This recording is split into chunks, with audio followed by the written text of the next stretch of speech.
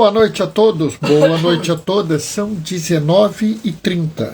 Vamos ouvir o clamor da terra e o clamor dos pobres. E aí, pessoal, como é que vocês estão? Eu vou bem, graças a Deus. Hoje foi um dia bem agitado, muita coisa para fazer, né? Sexta-feira costuma ser um dia complicado, sabe, pessoal? E sempre tem muita coisa para fazer. É uma coisa interessante, né? E acaba que a gente fica sobrecarregado. Hoje está um pouco frio aqui no Rio, está chovendo, né? Quem é que entrou aqui? Oi, Helena, boa noite, paz e bem. Oi, Helena, beijo. E aí eu fico pensando, porque a gente fala assim, vamos ouvir o clamor da terra e o clamor dos pobres. Eu estou pensando agora, amor, com essa chuva, com esse frio, e o povo de rua. O povo que está em condição de rua. E hoje, de manhã, teve uma audiência pública na Câmara, justamente sobre os direitos do povo de rua. E eu fico pensando que uma das pessoas lá levantou: prefeitura tem prédios abandonados. Por que a gente não pode abrir esses prédios, né? Ô, Gilmar, boa noite, paz e bem. Padre Hermes, boa noite, paz e bem. Oi, Gilmar, um beijo. Sabe, eu fico pensando, por que a prefeitura não poderia abrir os prédios abandonados dela e abrigar o povo de rua? Ainda mais hoje que está chovendo e está fazendo frio. Tudo bem, eu sei que lá no sul faz muito mais frio, mas não interessa. Na verdade, mesmo que tivesse com tempo bom e não tivesse frio, deveríamos estar com esses prédios ocupados, né? Padre Hermes, boa noite, diácono, boa noite, Mônica. Né? Eu fico pensando, será possível que as pessoas não tenham essa consciência? Será possível que as pessoas não tenham essa consciência? Será possível que as pessoas não se preocupam com os outros? Não deveríamos todos nós estar preocupados com os nossos irmãos que precisam? Sabe, me chama a atenção isso. E é muito interessante, porque Papa Francisco se preocupou muito com isso, mas Papa Leão também já falou. Papa Leão já falou sobre os irmãos pobres. Então, assim, não é nem para você dizer que é uma preocupação de um papa, ou de um diácono, ou de um padre, ou de um bispo. Isso é preocupação da igreja. Isso devia ser preocupação de todas as pessoas. E assim, eu não consigo entender. Eu juro. E se alguém acha que isso não é evangelho, espera até a gente fazer a leitura de hoje. E vocês vão ver que o que eu estou falando é o mais puro evangelho de Jesus. E eu faço assim, de vez em quando eu sou criticado por causa disso, eu digo, pessoal, mas não sou eu que falo isso. Né? É o próprio Jesus Cristo que fala isso.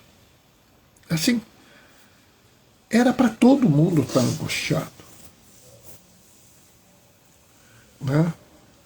Eu até entendo que talvez existam situações onde a solução não é fácil. Numa cidade pequena, talvez não seja fácil uma solução. Mas numa cidade do tamanho do Rio de Janeiro, com um monte de prédio da prefeitura, um monte de prédio do governo estadual, um monte de prédio do governo federal, um monte de propriedades particulares vazias, deveria ser razoável. Nós temos base, até na Constituição Federal, que a propriedade privada tem uma hipoteca social. E tendo uma hipoteca social, ela deveria ser exercida. E antes que alguém reclame, a Igreja Católica fala isso. Eu tenho certeza. Tenho certeza que se você consultar as religiões protestantes, se você consultar a doutrina espírita, se você considerar consultar as religiões de matriz africana, elas também falarão sobre isso. Eu não vou nem discutir sobre os nossos irmãos indígenas, porque esses com certeza não concebem a ideia de alguém estar sem uma oca, sem uma habitação. Aí eu nem passa na cabeça deles. Né? Bom, está na hora, vamos começar. O Senhor esteja convosco. Ele está no meio de nós. Proclamação do Evangelho de Jesus Cristo, segundo João. Glória a vós, Senhor. Naquele tempo disse Jesus aos seus discípulos: Este é o meu mandamento. Amai-vos uns aos outros, assim como eu vos amei.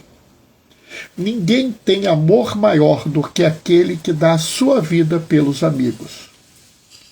Vós sois meus amigos, se fizerdes o que eu vos mando. Já não vos chamo de servo, pois os servos não sabem o que faz o seu Senhor. Eu vos chamo de amigos, porque vos dei a conhecer tudo o que ouvi do meu Pai. Não fostes vós que me escolhestes, mas fui eu que vos escolhi. E os designei para irdes e para que produzais frutos, e que o vosso fruto permaneça. Então o que pedires ao Pai em meu nome, ele vô-lo concederá. É isso que vos ordeno. Amai-vos uns aos outros. Palavra da salvação. Glória a vós, Senhor. Oi, Isabel, minha filha. Boa noite, paz e bem. E olhando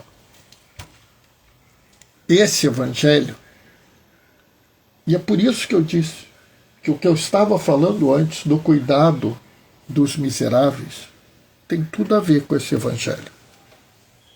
Né? Isabel está respondendo paz e bem. Por quê? Porque Jesus já está aqui no final, ele já está indo embora, ele está na última ceia, né? O Judas já saiu que vai buscar as pessoas para entregar ele. Ou seja, ele sabe que ele está no fim ali da presença física dele na Terra. E ele resolve dar um mandamento. E isso é muito significativo, porque observem bem. No Primeiro Testamento, ou no Antigo Testamento, depende como você quiser chamá-lo, Deus Pai deu 10 mandamentos aos homens. No Novo Testamento, Jesus faz 8 bem-aventuranças, que não são mandamentos, mas dá um único mandamento.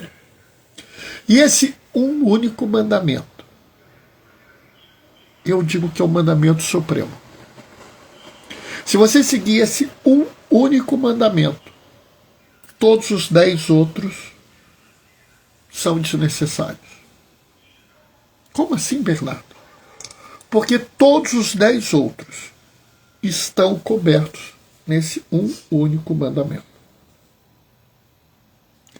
Bernardo, mas o primeiro mandamento é amar o Senhor teu Deus sobre todas as coisas, com todo o teu coração, com toda a tua força, com todo o teu entendimento. Como é que você cobriu esse usando o mandamento amai-vos uns aos outros como eu vos amei?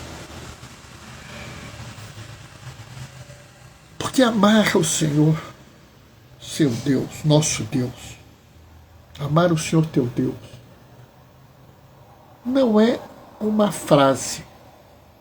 Olha bem, não adianta você dizer assim, eu amo a Deus. Isso é uma frase. Você pode falar qualquer coisa. o próprio Jesus fala: nem todo aquele que diz Senhor, Senhor entrará no reino de Deus. Então, apenas dizer que ama a Deus não é nada. Você sentir, vamos falar sério, como é que você pode sentir amor por Deus? Eu consigo entender o amor de um pai por seu filho, de uma mãe por seu filho, dos filhos pelo pai, o amor do esposo e da esposa, eu consigo entender, dos irmãos. Eu consigo entender o amor que um profissional tem pelo seu cliente, por colegas de trabalho, tem um grau de amor, eu consigo entender. Mas como você pode dizer que ama a Deus, a não ser pelo amor às pessoas? O próprio Jesus fala isso quando perguntam para ele qual é o maior mandamento. Ele enuncia o primeiro e diz, logo em seguida, o segundo é tão importante quanto o primeiro: amar ao próximo como a si mesmo. Ou seja, não existe amor real a Deus se não há amor real pelas pessoas. Ora, então até o primeiro mandamento está coberto por amar a Deus, amar-vos uns aos outros como eu vos amei. E aqui é muito importante a gente observar, e eu já falei isso, que Jesus deixa claro o seguinte: não é amar uns aos outros, é amar uns aos outros como Ele nos amou. Entendem isso? E isso é importante. Por quê? Porque o amor de Jesus, ele é característico. O amor de Jesus é um amor incondicional e sem limite. É um amor que foi feito para quebrar todas as barreiras. Jesus quebrou a barreira do que era a lei da época. Jesus quebrou a barreira do que eram as convenções sociais da época. Jesus quebrou a barreira do machismo que existia naquela época, da xenofobia que existia naquela época. Jesus quebrou a barreira da intolerância religiosa, do isolacionismo. Jesus, na verdade, quebra todas as barreiras para se encontrar com as pessoas. E eu quero dizer para vocês que não é fácil. Sabe, assim, a gente tem que ser sincero. A gente tem que ser sincero. Vários momentos a gente olha e a gente tem que se esforçar.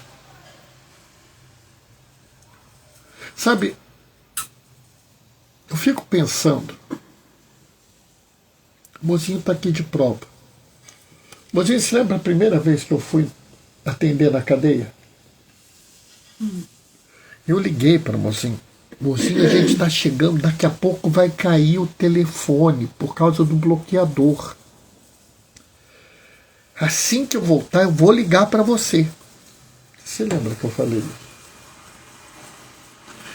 Eu não tenho vergonha nenhuma de dizer que eu estava com medo.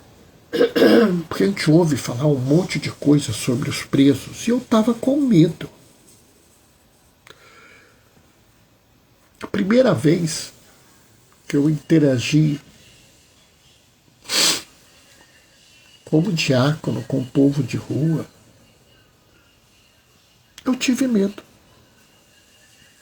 Porque a gente ouve que vários são violentos, que vários são loucos. Eu tive medo. Sabe, pessoal,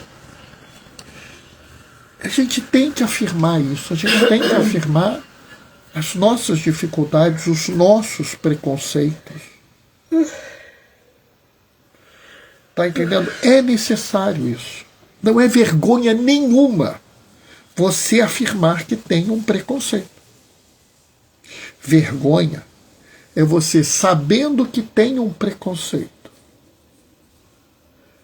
não mudar a sua vida. Não virar a chave. Não substituir de algum jeito a sua forma de ser, de agir e de pensar. Mas, Bernardo, isso é muito difícil, Bernardo. Eu sei que é difícil. Por isso que eu não estou dizendo que você tem que mudar de uma hora para outra. Mas você tem que decidir mudar. Né? Eu falo isso porque eu acho que é importante que a gente fale isso. É importante que a gente veja as realidades do mundo e que a gente tente mudar as realidades. E nessas horas, a gente vai precisar ouvir, vai precisar estudar, vai precisar se preparar. Mas eu vou falar para vocês a verdade. Nada disso vai resolver se você não estiver disposto a amar.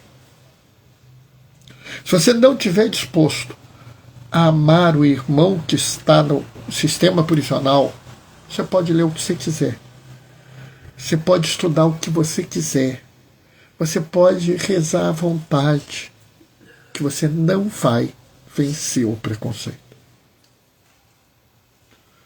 Mozinho se lembra quando pediram para eu entrar na pastoral da AIDS, se lembra? Eu comecei a ler, li um monte de coisa. Sou médico, conheço a doença, estou preparado. Aí na primeira atividade eu dou de cara com algumas pessoas da comunidade trans. Sabe, pessoal, eu olhei. Boa noite, paz e bem, beijos, diz a Lena. Eu olhei e eu fiquei assim. Pensei comigo mesmo, caramba, e agora? Porque eu sei, eu tenho toda a formação médica, eu tenho toda a preparação, eu conheço as questões biológicas, as questões psicológicas, as questões filosóficas, eu conheço até as questões teológicas. Mas diante da realidade, qual é a minha conduta? Qual é a forma que eu vou agir? Porque esse é o problema. Naquele momento você tem que tomar uma decisão. Qual foi a minha decisão? Eu vou seguir o mandamento. É fácil? Não, não é fácil. Mas quando você começa a decidir seguir o mandamento, eu vou seguir o mandamento de Jesus, eu vou amar as pessoas. Primeira vez é difícil. Na segunda vez, já fica mais fácil.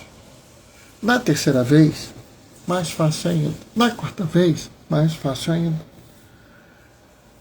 Vai chegar um momento que se torna absolutamente normal. Primeira vez que eu fui fazer um culto ecumênico, eu não era quem coordenava o culto. Eu achei estranho. A segunda vez, eu achei estranho, mas eu já tinha alguma intimidade. Lá pela quarta vez, eu estava coordenando o culto e estava achando assim tranquilo fazer isso. No aniversário de 50 anos do Instituto, lá a gente fez uma coisa lá no Cristo Redentor. E como eu era médico, como eu era do Instituto, eles me deram, assim,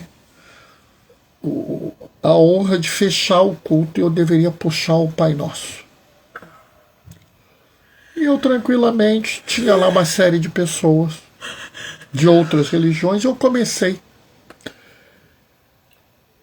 E a gente vai agora rezar rezar para o Pai, quem criou tudo. Eu quero chamar meus irmãos protestantes.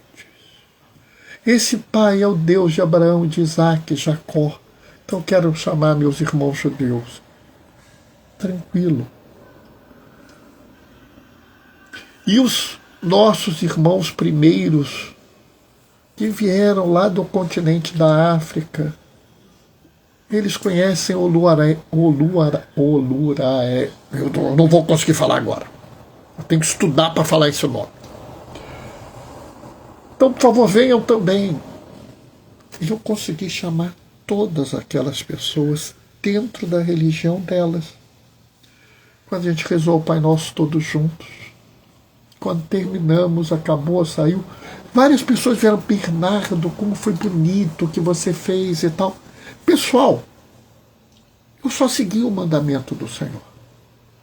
E eu acho que essa é uma chave que nós devemos ter hoje. Você quer ser amigo de Jesus? Você quer ser amiga de Jesus? Ele só te pediu uma coisa: você siga o mandamento dele.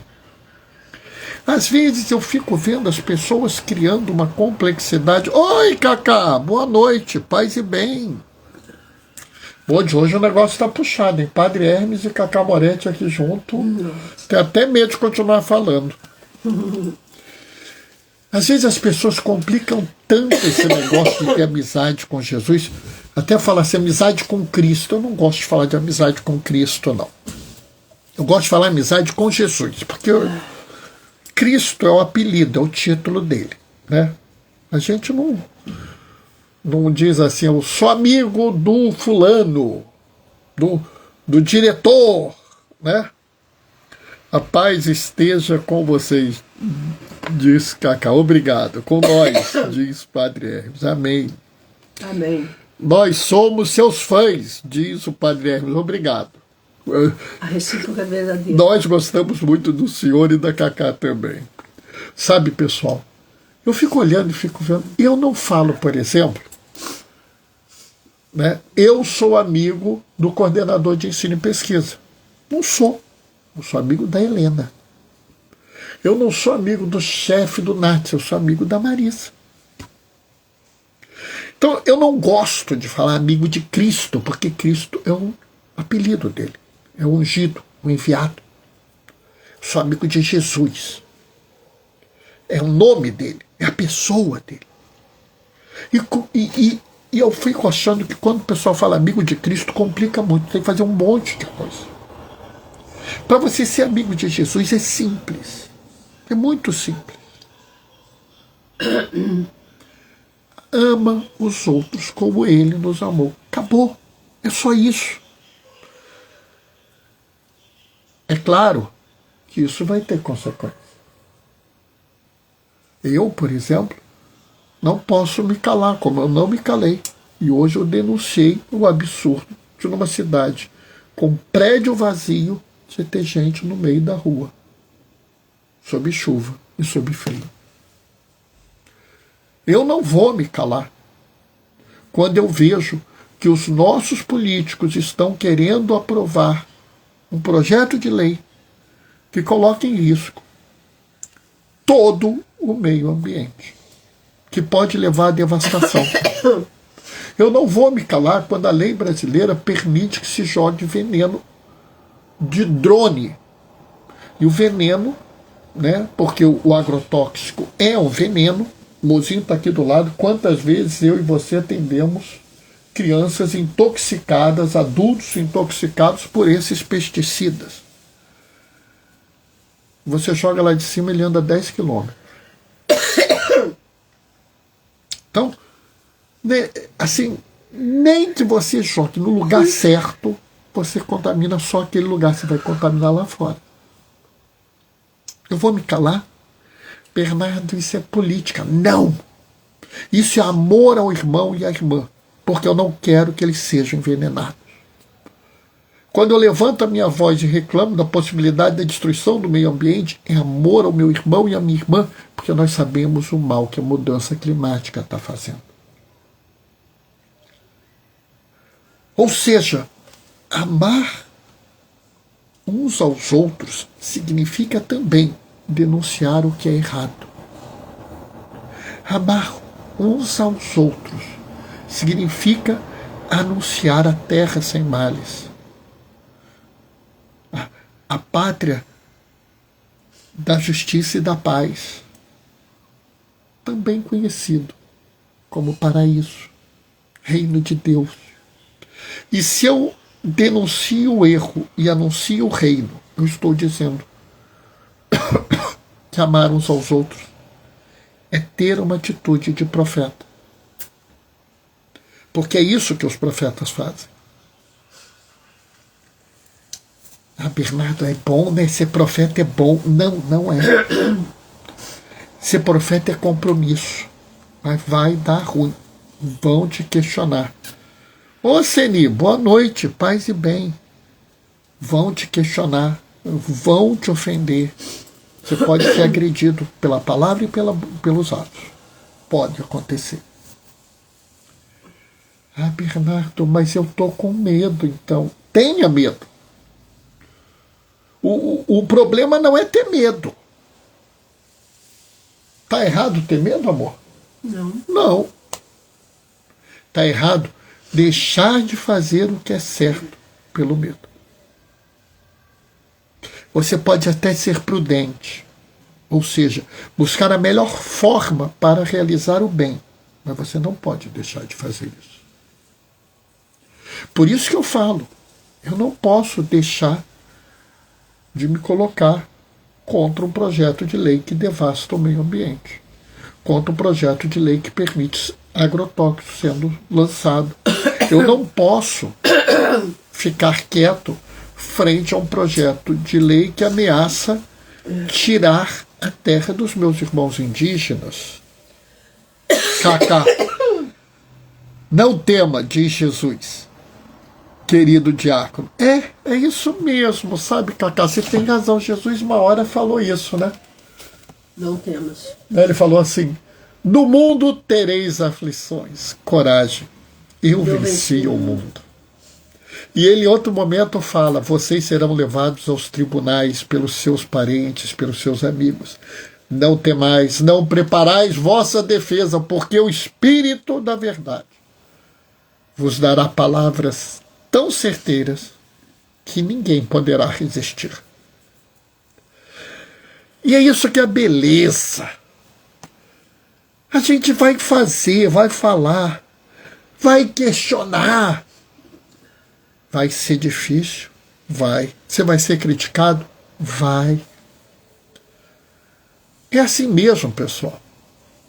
E, lamentavelmente, alguns de nós seremos mortos, amor. Vários já foram, né? Vários já foram. Oi, Fátima, boa noite. Oi, Paz Fátima, e bem. saudades, Fátima. Vários de nós seremos mortos. E aí, novamente, Jesus fala uma coisa. Aqui, ó. Tá aqui, amor. Ó, aqui, ó. Ninguém tem amor maior do que aquele que dá a sua vida pelos amigos. Cheguei agora, diz a Fátima. Você chega sempre em boa hora, querida. Ninguém tem amor maior do que aquele que dá a vida pelos amigos. Eu estava na capela disso, eu tenho certeza, porque hoje tem coisa, não é? Chegou mais alguém aqui. Rosângela Tardelli. Boa noite, Rosângela. Paz e bem. Sabe, é isso que é fantástico. Porque quando a gente ouve essa palavra, ninguém tem amor mais aos seus amigos do que aquele que dá a vida pelo irmão. Só tem gente bonita hoje, exatamente, Padre Hermes. Eu estou até sem graça, o negócio está pegando aqui. Sabe, a gente pensa em Jesus. E claro, ele deu a vida por nós. Mas quantos homens e mulheres deram a vida por nós? Irmã Dorothy não deu a vida por nós? Bernardo, ela defendeu a Amazônia, e a Amazônia não é tão importante assim. Padre Josimo não deu a vida por nós? Oscar Romero não deu a vida por nós. Bernardo era lá em El Salvador, mas até hoje o grito por paz, o grito por justiça, o grito cesse a repressão ecoa no mundo. Eu fico pensando,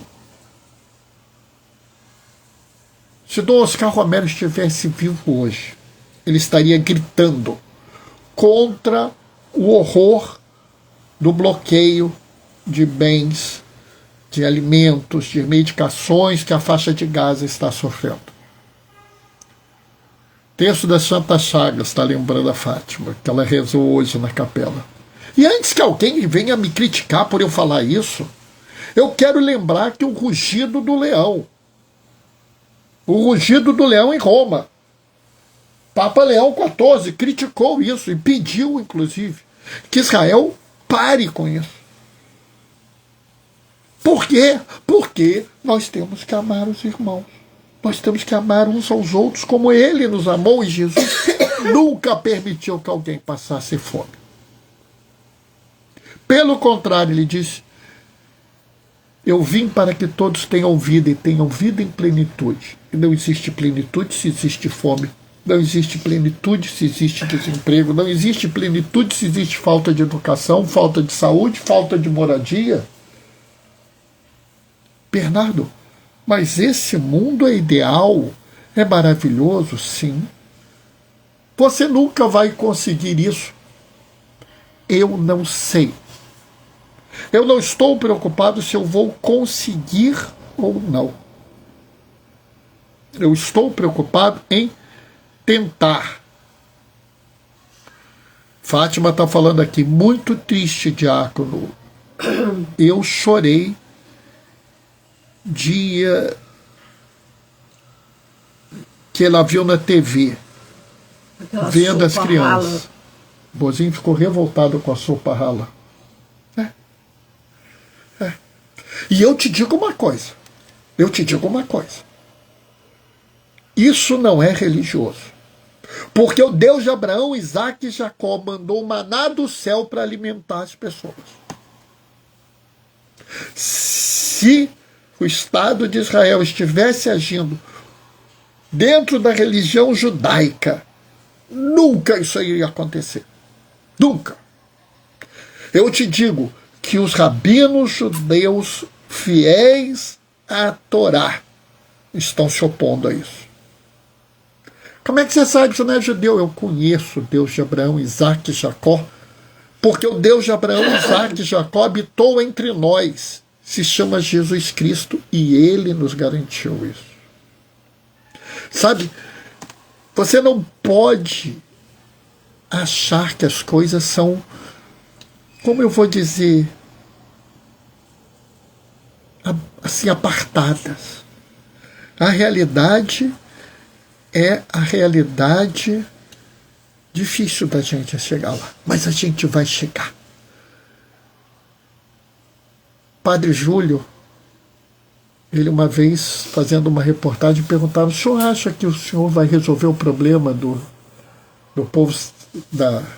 povo de rua da sua diocese? Ele virou assim: eu não tenho, a minha perspectiva é o fracasso. E a repórter ficou assim, sabe quando a pessoa fica consternada? E ela até falou assim: padre, num misto de tristeza, de assombro, porque a gente acha que a gente está na Terra para ser vitorioso, ter sucesso, ter poder. E Padre Júlio virou e falou assim: eu não luto para ter sucesso, eu luto para ser fiel. E naquele dia eu tive a clareza do que Paulo falou, quando ele falou assim: quanto a mim, estou para ser derramado em sacrifício.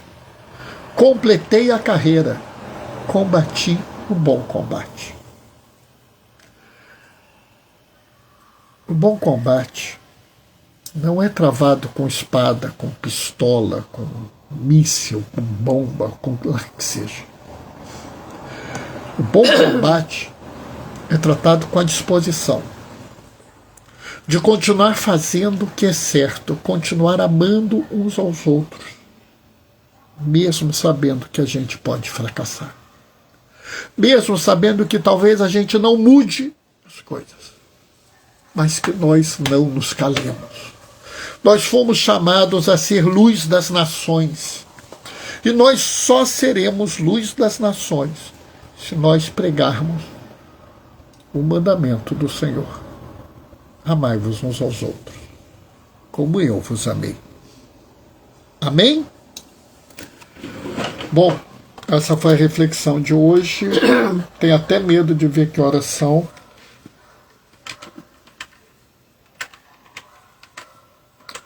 Ela até desligou. 8h05. Eita ferro. Eita ferro, mozinho. Olha, eu sei que a gente estava aqui falando e a Fátima comentou que ela também ficou revoltada com aquela sopa rala e ela concordou comigo.